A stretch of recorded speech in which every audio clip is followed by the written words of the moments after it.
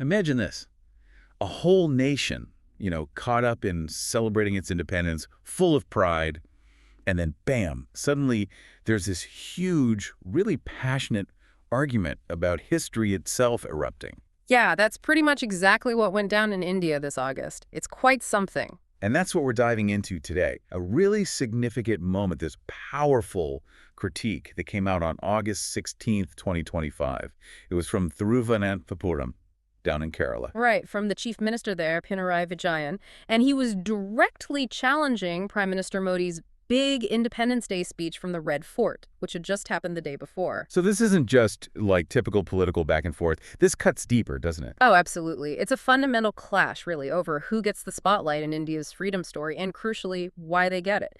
Vijayan basically accused Modi's speech of twisting history. Twisting history, that's strong language. Very strong. He called it a deliberate distortion, even an affront to the whole spirit of independence. Okay, so that's the setup. A major historical debate flaring up.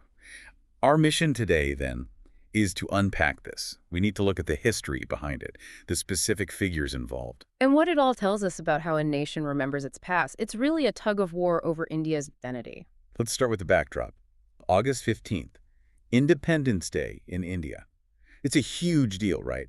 A day to remember everyone who fought for freedom. It really is. You think of figures like Mahatma Gandhi, Bhagat Singh, countless others. It's meant to be a day of unity, remembering that shared struggle against British rule. And the Prime Minister's speech from the Red Fort is usually the centerpiece of that commemoration. Traditionally, yes. But this year, well, the reaction was immediate. The very next day, August 16th, you have CM Vijayan in Kerala. And he didn't hold back, did he? Not at all. Yeah. He described the PM's speech as a calculated attempt to rewrite history, even a show of contempt for the values Independence Day stands for. I mean, those are extraordinary words. Especially right after a national celebration. So what was it in the PM's speech that triggered such a fiery response? It seems the main point of contention, the real grievance for Vijayan, was the Prime Minister highlighting certain contributions, specifically praising the Rashtriya Swayamsevak Sangh, the RSS, and also Vinayak Damodar Savarkar. Ah, the RSS. Okay, so for listeners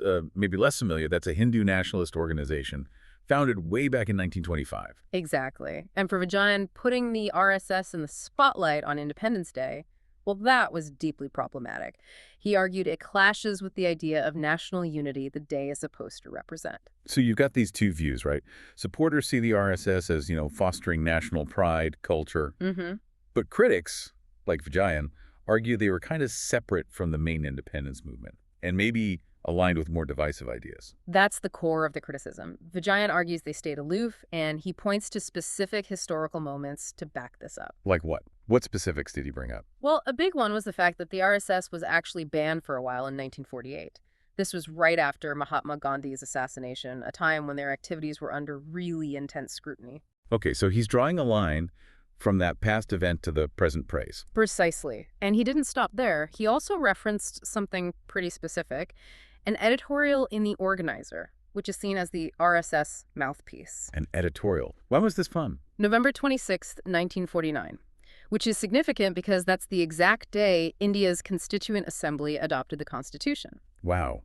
Okay, so on the very day the Constitution is adopted, what did this editorial say, according to Vijayan? He highlighted that the editorial actually rejected the newly adopted Constitution, and worse, it apparently advocated for the Manusmriti instead. The Manusmriti. That's an ancient text often associated with caste hierarchy, isn't it? That's correct. So Vijayan uses this to argue that, look, here's evidence of the RSS's historical opposition to core democratic secular principles right from the beginning. So for him, praising the RSS now, especially on Independence Day, is like undermining the very foundation the country was built on. That's exactly his point. He sees it as fundamentally contradictory. It turns the historical debate into a debate about India's core values, you see. Right. And the RSS wasn't the only point of contention. You mentioned Savarkar earlier. He's another figure who sparks really strong opposing views. Vinayak Damodar Savarkar, yeah. Incredibly complex figure. Some celebrate him as a revolutionary, especially his early anti-British activities. But others are deeply critical, right? Yeah. Because of his writings on Hindutva, his later actions. Exactly. And Vijayan's critique here was, again, very sharp. He brought up Savarkar's trial in connection with Gandhi's assassination. Although, it's important to add, Savarkar was acquitted in that trial. Lack of evidence. Absolutely crucial point. Yes, he was acquitted. But for Vijayan, it seems the association itself, the fact that he was tried, matters in terms of who should be elevated as a national hero. And Vijayan used some pretty stark language, accusing the PM of elevating someone who, in his words, begged the British for mercy over other heroes. Yes, that beg for mercy line refers to the mercy petitions Savarkar wrote while imprisoned by the British in the Andaman Islands. Okay, but there are different interpretations of those petitions too, aren't there? Oh, definitely. Supporters say they were strategic, a way to get released and continue the struggle. But critics like Vijayan see them as, well, compromise, a stark contrast to others who refuse to yield. So it's about perceived steadfastness versus compromise. Kind of, yeah. And Vijayan added more to this picture. He pointed out that the Hindu Mahasabha, which Savarkar led, actually boycotted the first Independence Day back in 1947. They boycotted August 15th. Why? Their stated reason was opposition to the partition of India that accompanied independence. But critics, including Vijayan, also see it as reflecting their ideological differences with the secular path the new nation was taking.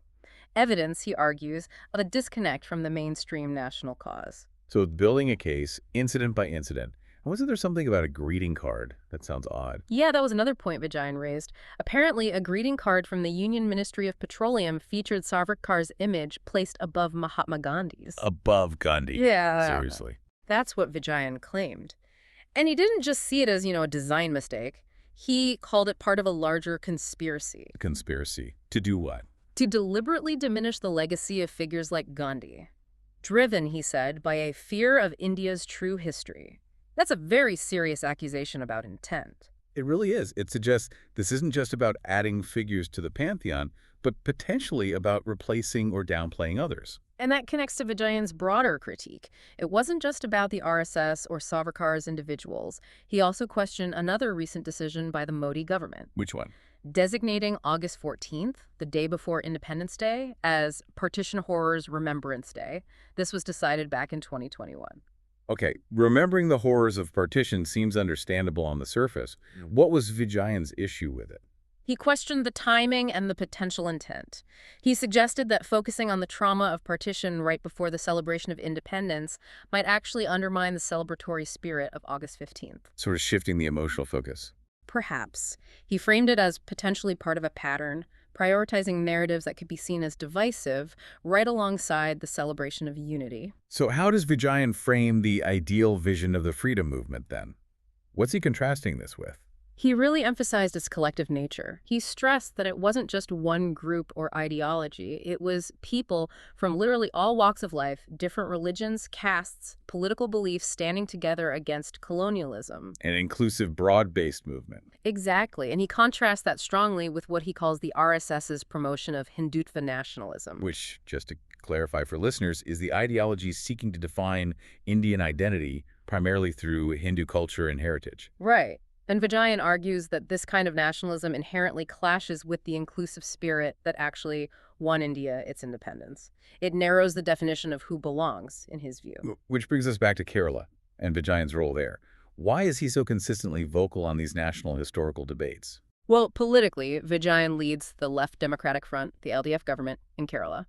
And Kerala often positions itself, or is seen as, a bastion of progressive values, secularism. Yeah. It's known for high literacy social welfare programs. So his critique fits into that broader political identity. Definitely. It's consistent with his government's stance and his own history of opposing what he calls the divisive ideology of the Sangh Parivar. That's the broader family of Hindu nationalist groups, including the RSS. Has he spoken out like this before? Oh, yes. You might remember his criticism of the film The Kerala Story, for instance. He accused it of spreading misinformation and furthering a divisive agenda. Right, I remember that controversy. And he's also voiced concern that Kerala's own contributions to the freedom struggle, like the Punappravayalur uprising, a major workers' revolt, or the wagon tragedy, a truly horrific event where activists suffocated in a train wagon, he fears these stories are being pushed aside. Sidelined in favor of a different national narrative being promoted. That's the concern he raises. That a more monolithic, centralized narrative is overshadowing the diverse regional histories that make up the whole picture.